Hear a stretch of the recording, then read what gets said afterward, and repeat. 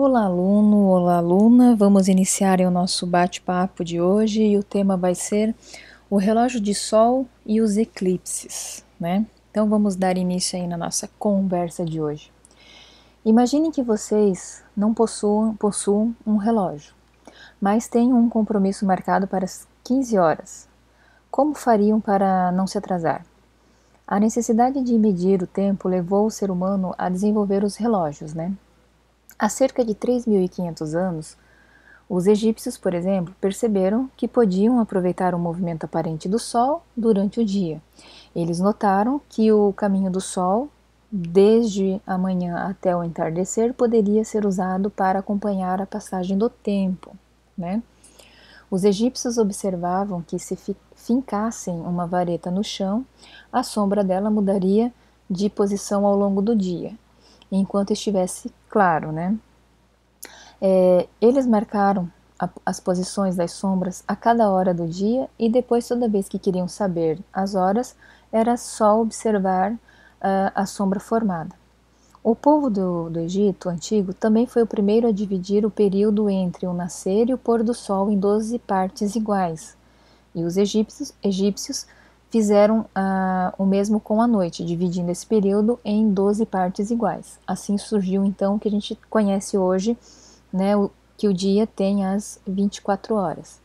Se a gente olhar essa imagem aqui, ó, essa então é uma imagem, né, é um relógio solar, né, que foram utilizados em muitas partes do mundo, como na China e na Grécia, tá? A observação do céu sempre foi uma fonte, né, de informação importante para todas as sociedades. Os fenômenos que se repetiam, como o dia e a noite, as estações do ano, as fases da lua, assim como a posição das constelações, ajudavam as sociedades a se orientar em suas viagens, a prever a estação das chuvas e a identificar o melhor período para a colheita, né? São exemplos de que essas civilizações utilizavam aí essas observações. As comunidades indígenas dos tupis-guaranis, por exemplo, que viviam no Brasil e em outras partes da América do Sul, utilizam até hoje um gnomo, que é uma haste fixa, né, numa superfície plana, e aí é onde pega sol, e eles acompanham então esse movimento da sombra, né, dessa haste ao longo do dia. Eles observam a sombra de uma haste cravada em um terreno plano para determinar os pontos cardeais e as estações do ano. Além de observarem o movimento aparente do Sol e o padrão dos dias, os povos antigos também notavam fenômenos como os eclipses. Então, olha só, desde o ano de 600 a.C., os gregos já imaginavam que os eclipses estavam relacionados de alguma forma com as sombras da Terra e da Lua.